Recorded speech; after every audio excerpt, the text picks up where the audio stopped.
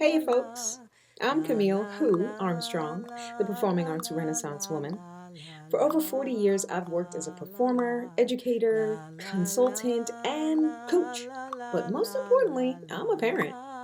From classrooms to stages to bedtime routines, I've spent my life nurturing creativity, character, and connection in the next generation. This series is for you, whether you're expecting, learning as you go, or parenting for the first time, or even third time around. I'm here to share the insights, tools, and real talk I've gathered over 4 decades of hands on experience. Welcome to Camille Who, the Child Whisperer. I'm so glad you're here.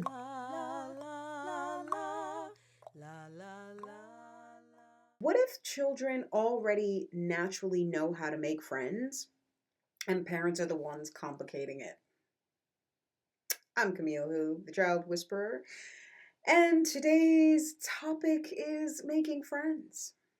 Look, parents, the best way to naturally teach your children how to make friends is not to force them to make friends. And it's not to, listen, I've seen two different kinds of, I've seen more than two different kinds, but here's what I've been seeing a lot lately of. Now, parents who like to go, go make some friends, go talk to him. Here, Celie, you guys want to play? That, like, forcing a child to make a friend with someone they haven't quite assessed yet, that makes them feel pressure and makes them withdraw more. They don't want to, they feel like more apprehensive because they haven't had a chance to warm up, and that like needs to happen. We need to, right? Like when we're meeting new people, we need a chance to warm up as well. Now, really the best way I say to teach anything to a child is to model it, right? Be what you want your child to be.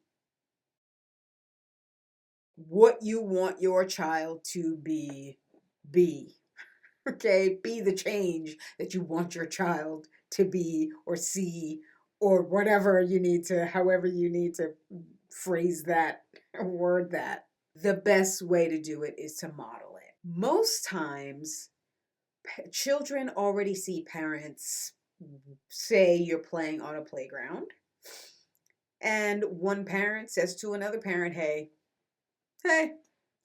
he's like, how old is how old is she? Oh, like 2 years old. Oh, okay. This one's, a year and a half. My daughter's a year and a half. Oh, okay. All right. Da, da, da, da. Whatever. That right there is, you're already making friends. You don't necessarily have to be like, let's exchange numbers and let's be besties. No, it's not about that. It's just that you've not made a big deal out of it. You just started having conversation. That alone, when your child sees you model that, they are learning social interaction. You're teaching them to be welcoming. You're teaching them to be open. You're teaching them to include people. You are teaching them to just not care about what a person looks like, what a person sounds like, if they're older, if they're younger, if they're a girl, if they're a boy. It doesn't matter what their clothes on, or what color of clothes they're wearing, or what kind of clothes that they're wearing. You're teaching that, hey, it's okay to say hi. And then before you know it, both of you are talking. Great. You've now made friends. That is as simple as it needs to be in order for your child to be confident in making friends. Leave your child to warm up to the other child. Don't force it. I've seen parents force this on their children, and come on, parents, listen. All they need to do, they don't need to be socialized. They just need to see you socialize. That's it. You're teaching them already how to do it. And watch, one day you'll actually kind of not be looking. And then your child will go, hey, you want to play? Done. Your child has made a friend. and not felt like forced to or anything like that. But they've seen it. They've been comfortable doing it. They're comfortable doing it because they've seen you comfortably just introduce yourself to someone or just comfortably say hi to another parent. Children are naturally wired for connection and community. Friendship develops best when adults model openness, safety, and healthy social behavior instead of forcing or shutting down interaction. When children are young, they usually don't care about color, age differences, status, appearance, background. If they are in a safe environment like a playground, a swimming pool, daycare, birthday party, playgroup, their natural instinct is often curiosity, play, connection, community. That's simple. Some children take a little bit longer to warm up, and that's okay. We don't want to, here's what parents tend to do, label them as shy. Let's stop labeling our kids. They're being cautious and being cautious is not shy. Being cautious is maybe they just need to take a little bit longer to warm up. Maybe they need to assess safety first. Maybe they need to get comfortable in their own time. And then when they're ready, when you haven't forced them, the more you let it go, the more they're ready to go. The problem comes in when parents are trying to force their children, or the opposite. When parents, oh my goodness, what is up with this? And I've seen this, and it's unbelievable to me because are we really doing this? Like we are communicative, like we are community, we are wired to be community, to seek community, to need community. I cannot believe that people actually ignore when someone says something to them on a playground. We're on a playground. It's a public playground. Your kids are playing and my kids are playing, and I say, wow, this is the most fun my kid has had all day. Or, wow, this weather is beautiful. Thank goodness it's been so cold. And then the other parent just goes and gets their child and keeps playing with their child. Or like really just, or okay, cool. Maybe they just, all right, maybe they didn't get what I said first. Okay, cool. And next time, like, man, how old is your child? What? You are now teaching your child to be antisocial, and that is doing your child a disservice. You may think that your friendship is the best, that what your environment is the best, but this is a public place. This is the world. This is community. This is how we teach where it's okay to create community, to be social, to socialize. This is how we teach our children to become friends with others. Kids don't care. They just want to play. They just want to connect. They just want to you like dinosaurs? Cool, you like dinosaurs? Great, let's go run. Let's go play tag. Well, it doesn't matter. They find that there's something that they have in common with the other kid, and we're friends now. It doesn't have to last a lifetime. It just is while they're on the playground. Now, the more the merrier. I have been, oh my God, I have taken my kids onto the playground, my 4 children or my 3 children, and we've gone and we've started a game of tag, and a game of tag with 3 kids and a me. 4 people have turned into a game of tag with 15 kids. The whole playground is running around playing tag or freeze tag or a game called Purple. It's kind of like freeze tag. But yeah, and so but it's really, it's like, can I play? Sure. The more the merrier. Done. You're now friends. We're being welcoming, we're being open, and we're not being like discriminatory. We're creating a community. Maybe it's just this community, this playground community right now. How many times have I been in a public swimming pool and, hey, you want to swim? Sure. Oh man, this is cool. I can hold my breath underwater. How long can you hold it? And that's it. That is it. That's it. It's someplace safe. As long as the parents are keeping an eye, everyone's safe, everyone's making friends. We don't have to make a big deal out of it. But I am not sure what's going on with some of these parents that like to just isolate their children. It's not okay. It's not okay. This is not how the world should be working. You don't teach your children how to isolate and I can understand not talking to strangers, but you're an adult and an adult is talking to you. It's not like, oh, stranger danger. I'm some, creepy looking adult that's 10 feet taller than you, that's, I don't know, got a white van, I don't know, whatever. But like I'm an adult talking to another adult, just making a connection, just saying hi, just that's all. And that person just completely ignores, and then they sort of like physically create this isolating sort of wall between them and their child and me and my child, or me and my children, or it's really, really odd seeing that. It's really odd seeing that because we are not built that way. Children learn friendship most deeply by watching how adults greet people, include people, respond to conversation, build community naturally. Friendship is not usually taught through pressure. It's taught through modeling, openness, repeated social exposure, welcoming energy. And research supports this. When children make friends, they build belonging, develop empathy and trust, strengthen social and life skills, increase long-term community engagement, and learn cooperation and inclusion.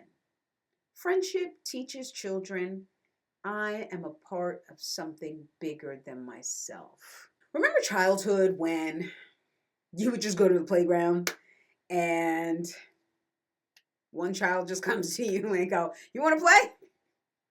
Sure. Right? You really just want to connect. That's all it is. Or like, you know what? Like, that person's here. I'm here. We all want to play.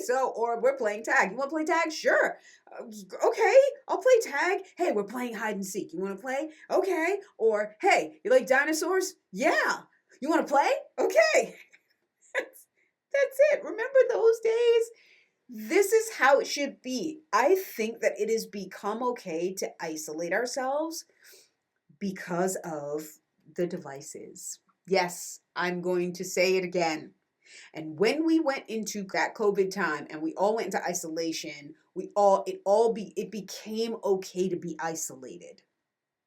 And so people who wanted to be isolated, it became okay for them to be isolated. And so once we came out, we're not less isolated. People are on devices. People are on iPads and smartphones and really just like, I mean, I've gone outside and the amount of people are just looking down when there's beautiful clouds in the skies that looks like it was puffed out by a puffing machine. Absolutely perfect puffy clouds on a beautiful blue sky and some green trees. I mean, the tapestry, it's the natural tapestry is heavenly.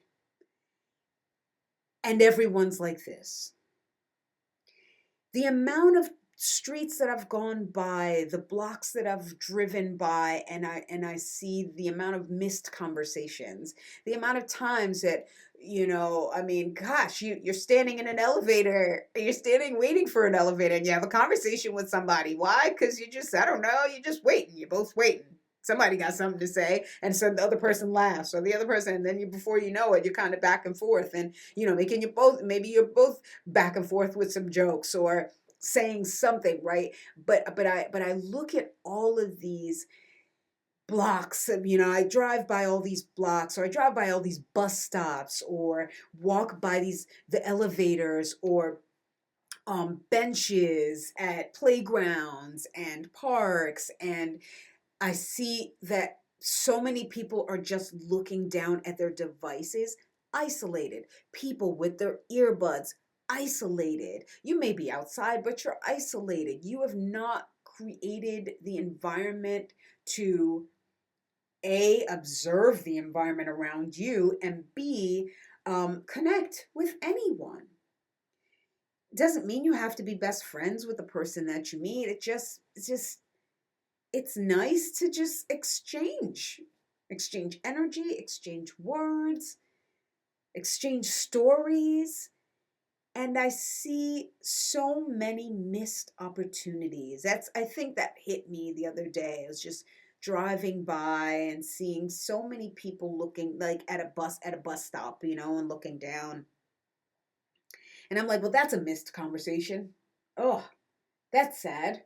I've come across like the silliest of the most interesting people with the most interesting stories and the silliest stories, the people that just like they're funny. You just and I could be having a bad day and then I hear someone tell some quirky joke that just makes me laugh, and that right there, it's like, yeah, man, I didn't even know that I needed that, but I did need that. And you know what? If I was down on my smartphone, or if I was down on my device, or I'm just, listening to my music, I wouldn't have had that opportunity to have that connection with people. One parent talking to another parent, or a person at a bus stop. You're waiting at a bus stop with your child and you have a conversation with someone, and now you're laughing or joking about something or whatever it is. These are the things that you want to model to your child, right? You don't have to go, okay, now this is this person and that's this person, and here's say hi. And no, they just need to see you do it a few times, and they will eventually do it. And it's so cool to watch them do it. Like when you're not watching and they start to actually just approach people, approach other kids and go, you want to play? I like your blue dress. I have a blue dress. You have a blue dress? What? Oh my goodness, I have a red one too. And oh, I like red. What's your favorite color? And it's and so on and so forth. Like that's all it takes. Remember that? On the playground back in the day? We need to bring that back, fam. We need to bring that back. Making connections and making friends, just starting conversation and teaching your children from example, from the way that we model how to make friends. To recap, first of all, I want to say, please stop labeling your child shy. If your child takes a moment to warm up to other people, that's great. I had one son who was very, very cautious with the friends that he made. So much so that, he always had the appropriate friends because he didn't just become friends with everyone. He just, it wasn't unfriendly. He just was very careful and very observant, and he just wanted to assess what was safe and who was safe. And he became friends with the most appropriate friends. I had one son who was everybody's friend. And then by the end of the school year, it was 3 people's friends. Right? He had to learn that, I guess not everybody's, all right, well, everyone's cool. But that not everyone's like, oh yeah, people you bring home, to like hang out with, that kind of, like with your family or whatever, right? But he just was friendly with everybody. But let's not be so quick to label our children shy. Sometimes they're being cautious, and cautious is allowing them to be cautious is allowing them to assess and and teaching them or promoting their trust in them feeling out the vibe. Yeah, if you force it to them or call them, force it on them or call them shy, you're now creating a label that may not necessarily go with their personality.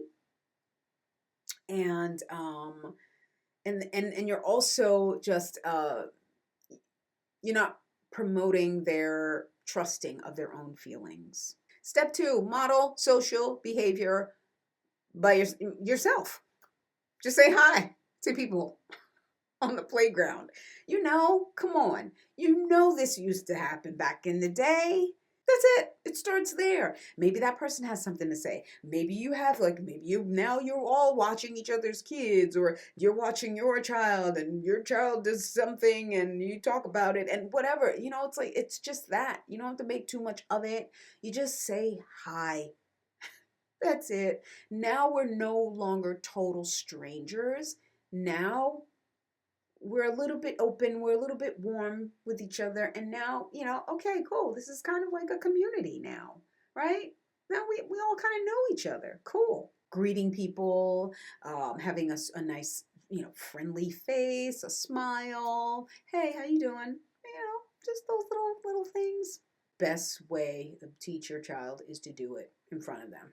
Step 3, create safe opportunities for community. Like, bringing them to the swimming pool or a playground or a birthday party. And maybe they don't know all of the kids, but, then you're talking to the adults. And then one child goes, hey, hi, I'm the person, whatever. This is my birthday party and blah, blah, blah, blah, whatever. And then before you know it, then let that naturally happen. Group activities, family get-togethers, right? That's a safe community environment for your child to naturally make friends. And that is it, friends. I am Camille Who, the Child Whisperer, and I am out of here. Thank you so much for watching this episode of Camille Who, the Child Whisperer. A heartfelt thank you to the generous supporters of the Books and Beyond campaign. This series wouldn't be possible without you. If you're a new or expecting parent, I created Better Parent, Better Future just for you. I empower first-time parents to embrace a positive mindset and navigate those early parenting years with confidence and joy. Click the link in the description to learn more or to find out how we can work together. Until next time, keep showing up, keep growing, and keep leading with love.